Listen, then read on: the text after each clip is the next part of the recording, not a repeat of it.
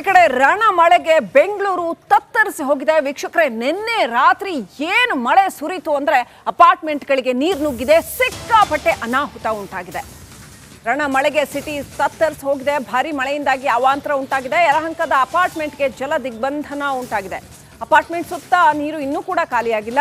ಅಗ್ನಿಶಾಮಕ ದಳ, ಬಿಬಿಎಂಪಿ ಸಿಬ್ಬಂದಿ ಎಲ್ಲರೂ ಕೂಡ ಕಾರ್ಯಾಚರಣೆ ಮಾಡ್ತಾ ಇದ್ದಾರೆ. ಇನ್ನೂ ಕೂಡ ನೀರು ಕಮ್ಮಿ ಆಗಿಲ್ಲ. ಅಷ್ಟರ ಮಟ್ಟಿಗೆ ಅಲ್ಲಿ ತಗ್ಗು ಪ್ರದೇಶದಲ್ಲಿ ನೀರು ತುಂಬಿಕೊಂಡಿದೆ.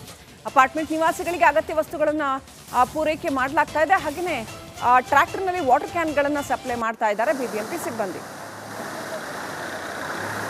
ದೃಶ್ಯಗಳಲ್ಲಿ ನೋಡ್ತಾ ಇದ್ದೀರಿ ಹೇಗಿದೆ ಅಂತ. ಫುಲ್ ಆಲ್ಮೋಸ್ಟ್ ಅರ್ಧ ಬೈಕ್ ಮುಳುಗುತ್ತೆ, ಅಷ್ಟರ ಮಟ್ಟಿಗೆ ನೀರು ನಿಂತಿದೆ ಯಲಹಂಕದಲ್ಲಿ.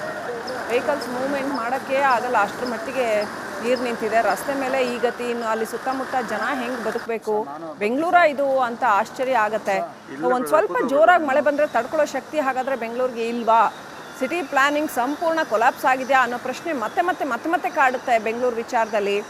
ವಾಟರ್ ಮ್ಯಾನೇಜ್ಮೆಂಟ್ನಲ್ಲಿ ಯಾಕೆ ಇಷ್ಟು ಪ್ಯಾಥೆಟಿಕ್ ಆಗಿ ಸೋಲ್ತಾ ಇದೆ ಪ್ರತಿ ವರ್ಷ ಬೆಂಗಳೂರು ಅನ್ನೋದನ್ನು ಬಹುಶಃ ಸಂಬಂಧಪಟ್ಟವರು ಯೋಚನೆ ಮಾಡಬೇಕು ಅಂತ ಅನಿಸುತ್ತೆ. ನಗರಾಭಿವೃದ್ಧಿ ಸಚಿವರು ಏನು ಮಾಡ್ತಿರ್ತಾರೆ, ಒಂದು ದೂರದೃಷ್ಟಿಯ ಪ್ಲ್ಯಾನಿಂಗ್ ಇಲ್ಲ, ಒಂದು ಲಾಂಗ್ ಟರ್ಮ್ ಆ್ಯಕ್ಷನ್ ಇಲ್ಲ. ಇದೆಲ್ಲ ನೋಡ್ತಾ ಇದ್ದೀವಿ. ಸುಮ್ಮನೆ ಅದೇನೋ ಒಂದು ಸಂತೆಗೆ 3 ಮೊಳ ನೇಯ್ದ್ರು ಅನ್ನೋ ಹಾಗೆ ಆ ತಾತ್ಕಾಲಿಕ ಏನು ಬೇಕೋ ಅದನ್ನು ಚೂರು ಮಾಡ್ತಾರೆ ಬಿಟ್ಟರೆ ಪರ್ಮನೆಂಟ್ ಸೊಲ್ಯೂಷನ್ಸ್ ಏನು, ನೀರು ಹೊರಗಡೆ ಹರಿದು ಹೋಗೋ ಹಾಗೆ ಪ್ರತಿ ತಗ್ಗು ಪ್ರದೇಶಗಳಲ್ಲಿ ಏನೆಲ್ಲ ಮಾಡಬಹುದು, ವಾಟರ್ ಮ್ಯಾನೇಜ್ಮೆಂಟ್ ಅನ್ನೋ ಅಂಥದ್ದು ನಡೀತಾನೆ ಇಲ್ಲ. ಮತ್ತೊಂದು ಕಡೆ ರಾಜಕಾಲುವೆಗಳದ್ದು ಒಂದು ಸ್ವಲ್ಪ ದಿನ ನಡೀತು, ರಾಜಕಾಲುವೆ ತೆರವು, ರಾಜಕಾಲುವೆ ದುರಸ್ತಿ ಎಲ್ಲವೂ ಕೂಡ ನೀರು ಸುಗಮವಾಗಿ ಹರಿದು ಹೋಗೋ ಹಾಗೆ. ಮತ್ತೆ ಎಲ್ಲೋ ಒಂದು ಕಡೆ ರಾಜಕಾಲುವೆಗಳು ಎಲ್ಲ ಕಡೆ ಬ್ಲಾಕ್ ಆಗಿ ಬಿದ್ದಿರೋದನ್ನು ಕಾಣಬಹುದು. ಮತ್ತೆ ರಾಜಕಾಲುವೆ ನಿರ್ವಹಣೆ ಸರಿಯಾಗಿ ನಡೀತಾ ಇಲ್ಲ. ಹಾಗಾಗಿ ಎಲ್ಲ ಕಡೆ ಸಿಕ್ಕಲ್ಲಿ ನೀರು ತುಂಬ್ಕೋತಾ ಇದೆ. ಕೇಂದ್ರೀಯ ವಿಹಾರ ಅಪಾರ್ಟ್ಮೆಂಟ್ಗೆ ಜಲ ಕಂಟಕ ಬಂದೊದಗಿದೆ. ಕೇಂದ್ರೀಯ ವಿಹಾರ ಅಪಾರ್ಟ್ಮೆಂಟ್ ನಿವಾಸಿಗಳು ಹೊರಗಡೆ ಕೂಡ ಬರೋಕ್ಕಾಗ್ತಾ ಇಲ್ಲ, ಅಷ್ಟರ ಮಟ್ಟಿಗೆ ನಿವಾಸಿಗಳಿಗೆ ಜಲ ದಿಗ್ಬಂಧನ ಉಂಟಾಗಿದೆ. ನೀರಿನಿಂದ ಮನೆಯಿಂದ ಹೊರಗೆ ಬರೋಕ್ಕಾಗದೆ, ಕಾಲಿಡಕ್ಕಾಗದೆ ಪರದಾಡ್ತಾ ಇದ್ದಾರೆ. ಪಾಪ ವಯಸ್ಸಾದವರು, ಗರ್ಭಿಣಿಯರು ಎಲ್ಲ ಹೆಂಗೆ ಬದುಕಬೇಕು, ಅಷ್ಟು ಮಟ್ಟಿಗೆ ಸಮಸ್ಯೆ ಉಂಟಾಗಿದೆ. ಎಲ್ಲರೂ ಕೆಲಸ ಮಾಡ್ತಾ ಇದ್ದಾರೆ, ಅಗ್ನಿಶಾಮಕ, ಬಿಬಿಎಂಪಿ ಎಲ್ಲರೂ ಹೋಗಿ ನೀರು ಹೊರ ಹಾಕುವಂಥ ಕೆಲಸ ಮಾಡ್ತಾ ಇದ್ದಾರೆ. ಆದರೂ ಕೂಡ ಅಷ್ಟು ಸುಲಭ ಇಲ್ಲ ಅದು, ಯಾಕಂದರೆ ಅಷ್ಟರ ಮಟ್ಟಿಗೆ ನೀರು ತುಂಬಿಕೊಂಡಿದೆ. ನೋಡಿ, ವಯಸ್ಸಾಗಿರೋರೆಲ್ಲ ಹೇಗೆ ಹೋಗ್ಬೇಕು ಅಲ್ಲಿ, ನಿಜಕ್ಕೂ ಅಯ್ಯೋ ಅನ್ಸುತ್ತೆ ಆ ಪರಿಸ್ಥಿತಿನ ನೋಡಿದ್ರೆ. ಸಾಕಷ್ಟು ದೊಡ್ಡ ಅಪಾರ್ಟ್ಮೆಂಟ್ ಸಮುಚ್ಚಯ ಅದು. ಇನ್ನಷ್ಟು ಅಪ್ಡೇಟ್ ಪಡ್ಕೊಳ್ಳೋಣ. ನಮ್ಮ ಪ್ರತಿನಿಧಿ ಮಾದೇಶ್ ಕನೆಕ್ಟ್ ಆಗಿದ್ದಾರೆ. ಮಾದೇಶ್, ಸಾಕಷ್ಟು ದೊಡ್ಡ ಒಂದು ಜಾಗ ಅದು, ಅಪಾರ್ಟ್ಮೆಂಟ್ಗಳ ಸಮುಚ್ಚಯ ಅದು ಅಷ್ಟು ದೊಡ್ಡ ಮಟ್ಟದಲ್ಲಿ ನೀರು ತುಂಬಿಕೊಂಡಿರೋದು ನೋಡಿದ್ರೆ ಮುಂಬೈನಲ್ಲಿ ಈ ಥರದ್ದೆಲ್ಲ ಸಾಕಷ್ಟು ನೋಡಿದೀವಿ ನಾವು. ಬಟ್ ಬೆಂಗಳೂರಿನಲ್ಲೂ ಇಂಥ ಪರಿಸ್ಥಿತಿ ಉಂಟಾಯ್ತಾ? ಎಲ್ಲೊಂದು ಕಡೆ ಮಳೆ ನೀರನ್ನು ಸರಿಯಾಗಿ ನಿರ್ವಹಣೆ ಮಾಡುವಲ್ಲಿ ಪದೇ ಬೆಂಗಳೂರು ನಗರ ವಿಫಲ ಆಗ್ತಾ ಇದೆಯಾ?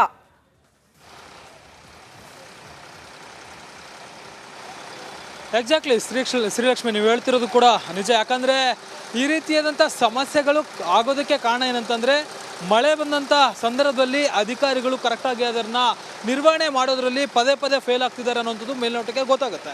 ಯಾಕಂದರೆ ಯಾವಾಗ ಹವಾಮಾನ ಇಲಾಖೆ ಮಳೆಯ ಮುನ್ಸೂಚನೆ ನೀಡುತ್ತೆ ಆಗಲೇ ಅಲರ್ಟ್ ಆಗುವಂಥ ಕೆಲಸ ಮಾಡಬೇಕಾಗಿದ್ದು ಬಿಬಿಎಂಪಿ ಅಧಿಕಾರಿಗಳ ಕೆಲಸ, ಜೊತೆಗೆ ಸಂಬಂಧಪಟ್ಟಂಥ ಎಂಜಿನಿಯರ್ಗಳು ಮಾಡುವಂಥ ಕೆಲಸ. ಅದರ ಎಫೆಕ್ಟ್ ಯಾವ ರೀತಿ ಇದೆ ನೋಡಿ. ಅಂದರೆ ಬಿಬಿಎಂಪಿ ಅಧಿಕಾರಿಗಳಾಗಿರ್ಬೋದು, ಜೊತೆಗೆ ಎಂಜಿನಿಯರ್ಗಳು ಅಲರ್ಟ್ ಆಗಿರದ ಒಂದು ಕಾರಣದಿಂದಾಗಿ ಇಂತಹ ದೊಡ್ಡ ಅಪಾರ್ಟ್ಮೆಂಟ್, ನಮ್ಮ ವಿಡಿಯೋ ಜರ್ನಲಿಸ್ಟ್ ನಿಮ್ಗೆ ತೋರಿಸ್ತಾ ಹೋಗ್ತಾರೆ ಕಂಪ್ಲೀಟಾಗಿ ಎಷ್ಟು ದೊಡ್ಡ ಅಪಾರ್ಟ್ಮೆಂಟ್ ಇದೆ ನೋಡಿ.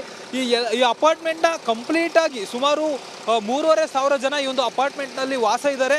ಅವರೆಲ್ಲರೂ ಕೂಡ ಇವತ್ತಿನ ದಿನ ಅವರಿಗೆ ವೀಕೆಂಡ್ ಖುಷಿಯಾಗಿ ಕಳೆಯುವಂಥ ವೀಕೆಂಡ್ ಇವತ್ತು ಬೇಸರದಿಂದ ಕಳೆಯುವಂತಾಗಿದೆ. ಜೊತೆಗೆ ಕೆಳಗಡೆ ನಿಂತಹ ವಾಹನಗಳಾಗಿರ್ಬೋದು, ಬೈಕ್ಗಳಾಗಿರ್ಬೋದು, ಎಲ್ಲದಕ್ಕೂ ಕೂಡ ಸಮಸ್ಯೆ.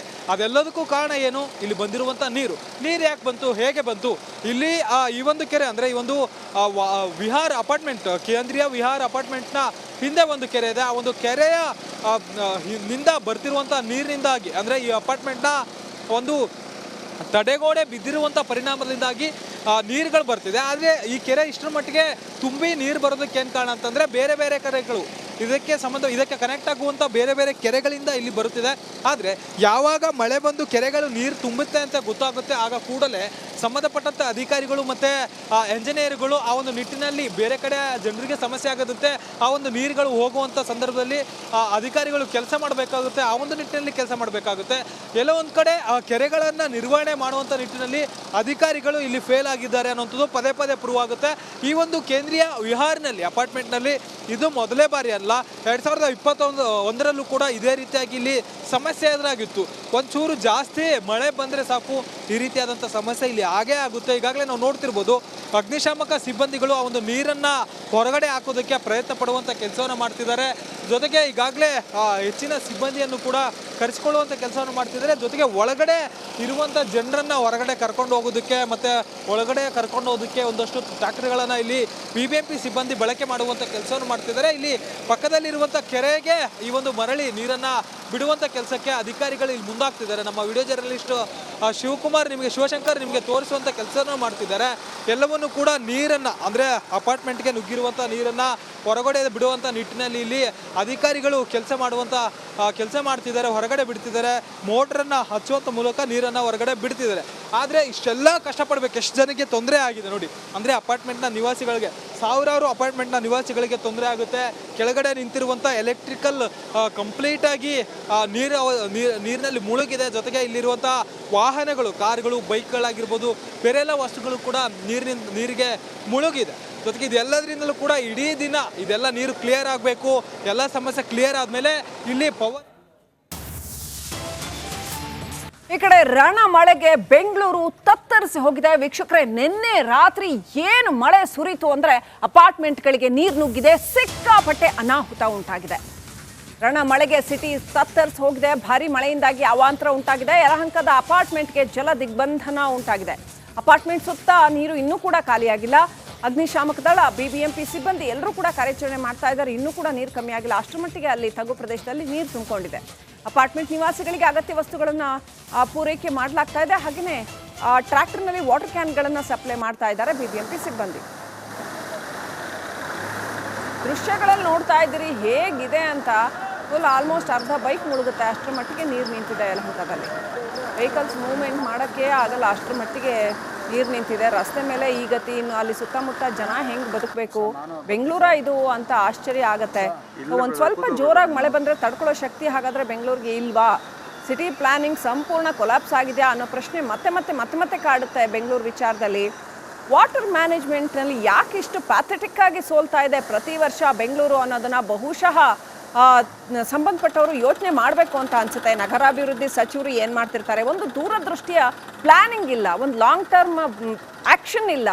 ಇದೆಲ್ಲ ನೋಡ್ತಾ ಇದ್ದೀವಿ. ಸುಮ್ಮನೆ ಅದೇನೋ ಒಂದು ಸಂತೆಗೆ 3 ಮೊಳ ನೇಯ್ದ್ರು ಅನ್ನೋ ಹಾಗೆ ಆ ತಾತ್ಕಾಲಿಕ ಏನು ಬೇಕೋ ಅದನ್ನು ಚೂರು ಮಾಡ್ತಾರೆ ಬಿಟ್ಟರೆ ಪರ್ಮನೆಂಟ್ ಸೊಲ್ಯೂಷನ್ಸ್ ಏನು, ನೀರು ಹೊರಗಡೆ ಹರಿದು ಹೋಗೋ ಹಾಗೆ ಪ್ರತಿ ತಗ್ಗು ಪ್ರದೇಶಗಳಲ್ಲಿ ಏನೆಲ್ಲ ಮಾಡಬಹುದು, ವಾಟರ್ ಮ್ಯಾನೇಜ್ಮೆಂಟ್ ಅನ್ನೋ ಅಂಥದ್ದು ನಡೀತಾನೆ ಇಲ್ಲ. ಮತ್ತೊಂದು ಕಡೆ ರಾಜಕಾಲುವೆಗಳದ್ದು ಒಂದು ಸ್ವಲ್ಪ ದಿನ ನಡೀತು, ರಾಜಕಾಲುವೆ ತೆರವು, ರಾಜಕಾಲುವೆ ದುರಸ್ತಿ ಎಲ್ಲವೂ ಕೂಡ ನೀರು ಸುಗಮವಾಗಿ ಹರಿದು ಹೋಗೋ ಹಾಗೆ.